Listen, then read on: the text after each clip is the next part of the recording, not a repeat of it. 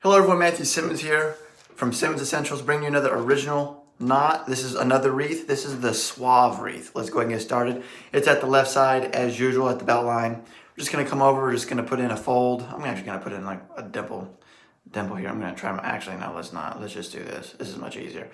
We're just gonna bring this over to the center here. Bring it over like so.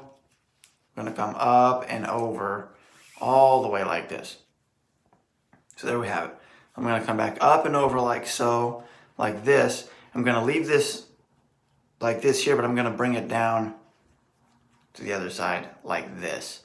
Then I'm gonna bring this across, bring this over. Now we start with the wreath. We're gonna come back, we're gonna come over here with the wreath.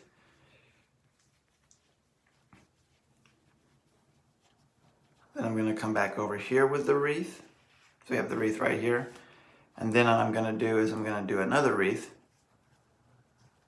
I'm gonna bring it through this loop right here.